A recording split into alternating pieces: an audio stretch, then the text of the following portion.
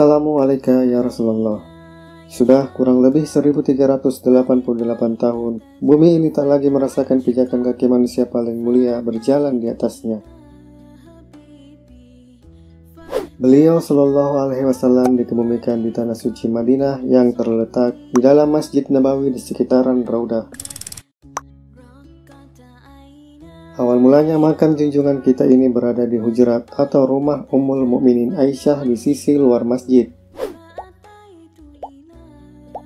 Namun silih bergantinya pemimpin, maka masjid mengalami perluasan sehingga mencakup keseluruhan area makam. Pernahkah Anda melihat ada yang menampilkan foto makam Rasulullah yang seperti ini? Bisa dipastikan itu tidak benar.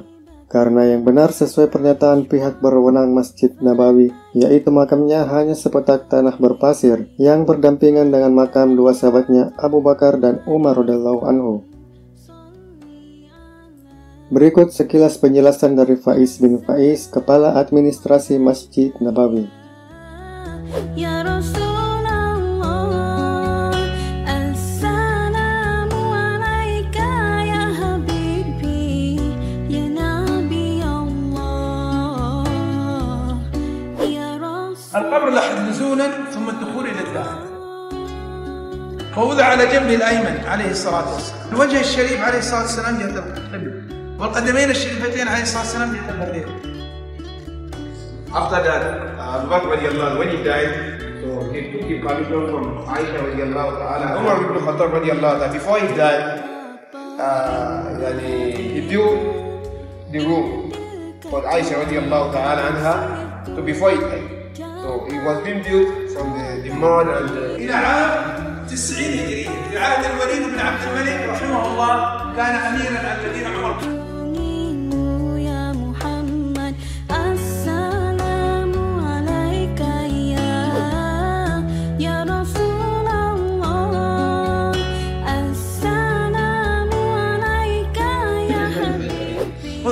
يعني 60 ثانية نزولا، والقبور لا يكاد يرى تسليمها إلا قليلا، مع الزمن هابطة. القبور هابطة مع الزمن هابطة. Jika suka dengan video yang seperti ini, jangan ragu untuk like, subscribe, dan aktifkan notifikasinya agar Mosaic Islam bisa terus eksis, menayangkan video yang insya Allah menambah wawasan Islam.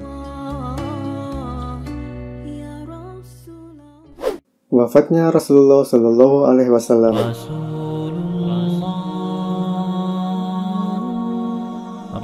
Rasulullah Shallallahu Alaihi Wasallam wafat di usianya yang ke-63 pada tanggal 12 Rabiul Awal tahun 11 Hijriah atau 632 Masehi. Tepatnya di hari Senin saat masuk waktu sholat duha. Beliau kemudian dikuburkan di rumah Aisyah atas saran dari Abu Bakar radhiyallahu anhu yang berkata, "Saya pernah mendengar Rasulullah Shallallahu Alaihi Wasallam bersabda, tidak seorang pun dari Nabi itu yang meninggal dunia, melainkan ia dimakamkan di mana ia meninggal." Maka kuburan Rasulullah Shallallahu Alaihi Wasallam digali tepat di bawah tempat tidur beliau.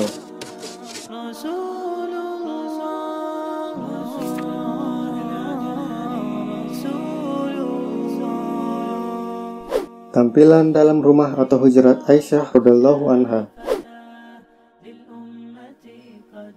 Seperti inilah miniatur tampilan dalam Hujurat atau rumah Aisyah radhiyallahu anha yang berada di Museum Dar Al-Madinah. Rumahnya hanya berukuran kurang lebih 6 x 5 meter yang terdiri dari dua bagian, yaitu bagian kamar dan halaman. Dindingnya terbuat dari bahan yang sama dari Masjid Nabawi ketika pertama kali dibangun, yaitu batu bata dari tanah liat, dan tinggi langit-langitnya bisa disentuh dengan tangan terangkat. Pada halaman yang tertutup ini terdapat pintu yang langsung menuju ke masjid. Lalu ada pula pintu lain di sisi samping yang menuju ke kota.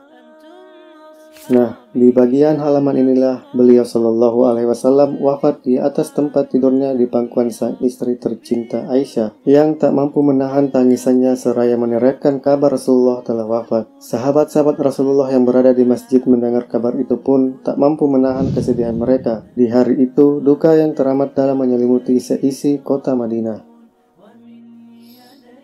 Singkat cerita, para keluarga telah bersiap untuk memandikan beliau Shallallahu Alaihi Wasallam. Lalu terjadi kebingungan apakah pakaiannya dilepaskan atau tidak. Tak lama kemudian muncul suara samar dari sudut rumah Sayyidah Aisyah yang berkata, "Mandikanlah bersama pakaiannya." Lalu mereka mendengarnya dan berkata itu adalah berita dari Allah Subhanahu wa Ta'ala.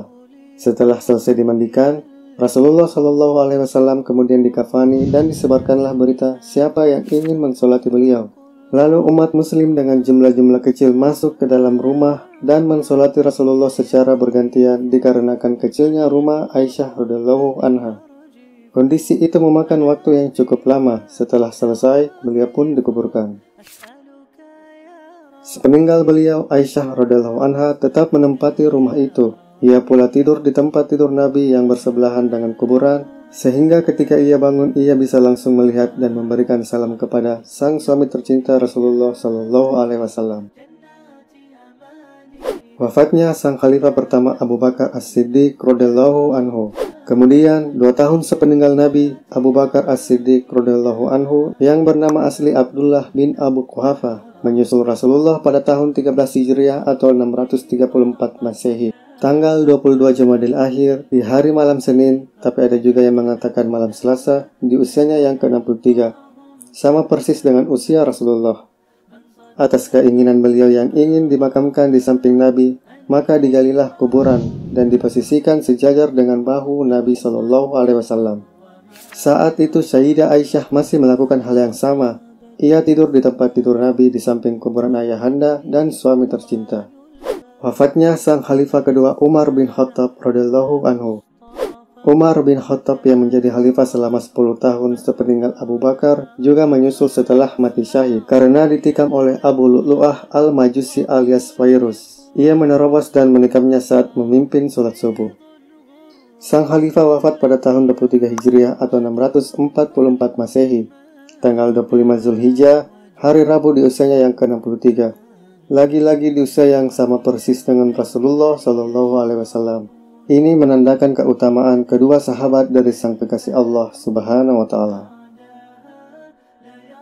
Sebelumnya juga Umar bin Khattab radhiyallahu anhu telah mendapat izin oleh Aisyah radhiyallahu anha agar dimakamkan di samping Rasulullah Shallallahu Alaihi Wasallam. Aisyah lebih mendahulukan Umar ketimbang dirinya.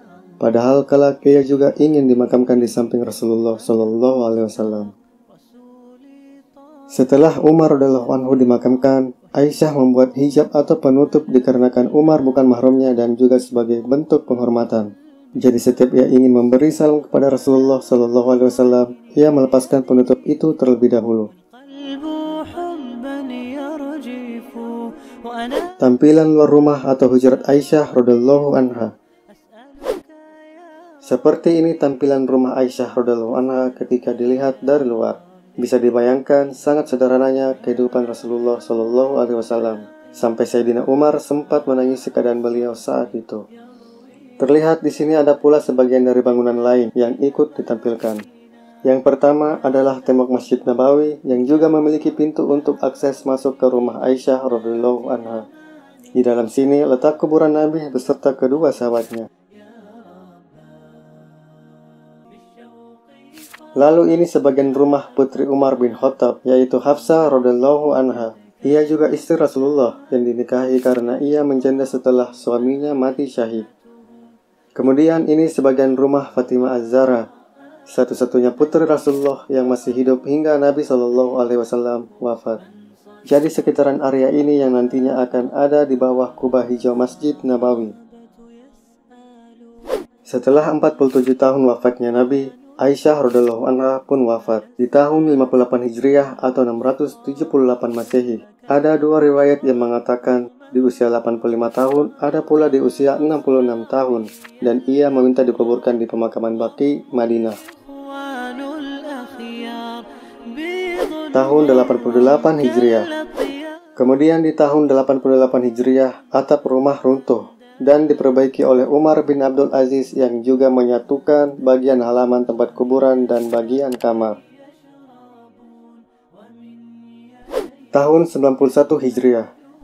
Lalu di tahun 91 Hijriah atau 711 Masehi, Umar bin Abdul Aziz melakukan renovasi setelah Al-Walid bin Abdul Malik menulis surat kepadanya untuk membeli hujrat atau rumah para istri dan rumah putri Nabi Shallallahu Alaihi Wasallam, untuk memasukkannya ke dalam batas-batas Masjid Nabawi.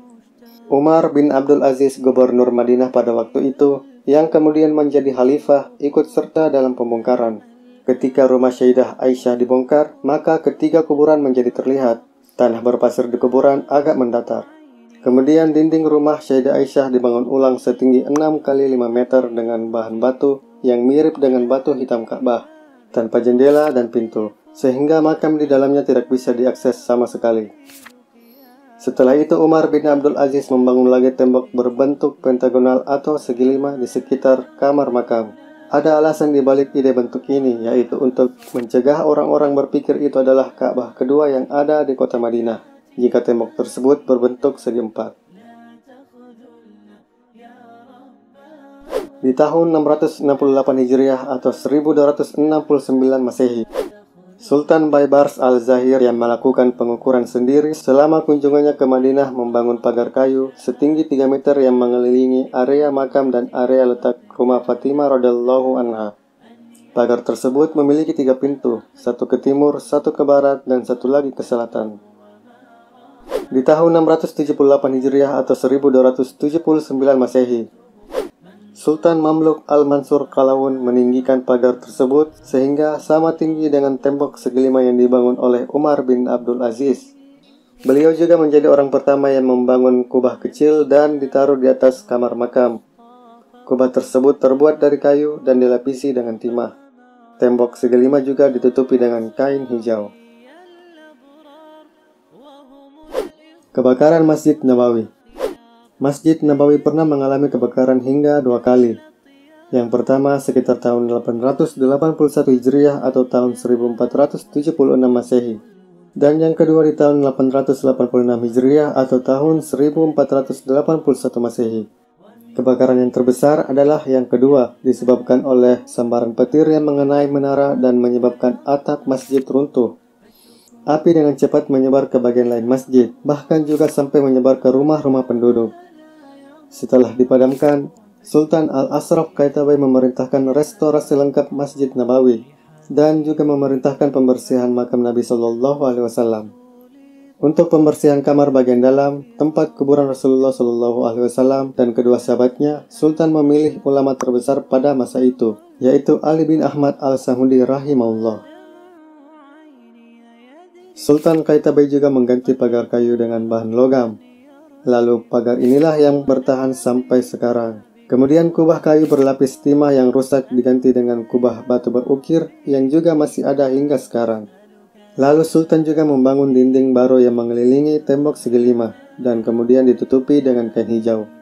Ia pula membangun kubah kedua yang berada di atas area makam dan dapat dilihat dari luar masjid. Seperti ini detail perubahan makam Rasulullah Shallallahu Alaihi Wasallam dari waktu ke waktu. Yang pertama, ketiga kuburan berada di dalam halaman rumah Aisyah radhiyallahu anha. Kemudian Khalifah Umar bin Abdul Aziz membangun ulang dinding kamar tersebut setinggi 6 kali 5 meter yang bahan batunya mirip dengan batu hitam Ka'bah. Yang kedua, dibangunnya tembok segi 5 untuk melindungi kamar tempat kuburan oleh Khalifah Umar bin Abdul Aziz.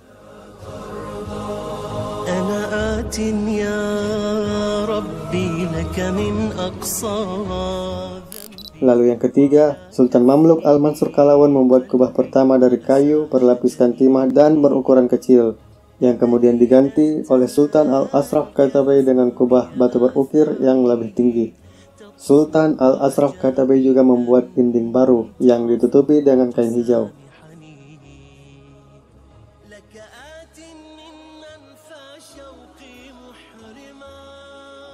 Serta ia juga mengganti pagar dengan bahan logam yang berdiri sampai sekarang.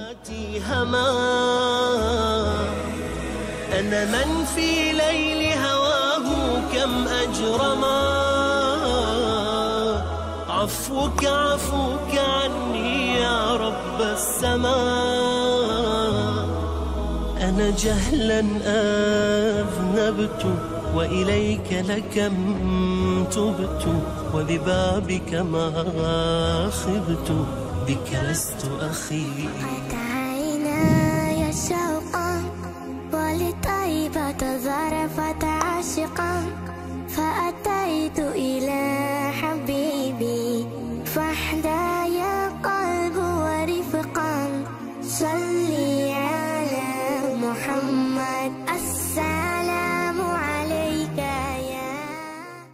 Era Ottoman tahun 1228 Hijriah atau 1813 Masehi. Sultan Mahmud II mengganti kubah atas yang mengalami keretakan dengan kubah berwarna silver yang terbuat dari batu bata. Lalu 2 dekade berikutnya, Sultan Abdul Majid mengecat warnanya menjadi hijau yang sampai sekarang dikenal dengan sebutan kubah hijau Masjid Nabawi. Alhamdulillah, terima kasih buat sahabat yang menyimak hingga akhir. Jangan lupa untuk share ke media sosial agar menambah wawasan sahabat beriman lainnya. Wallahu a'lam bishawab. Wassalamualaikum warahmatullahi wabarakatuh.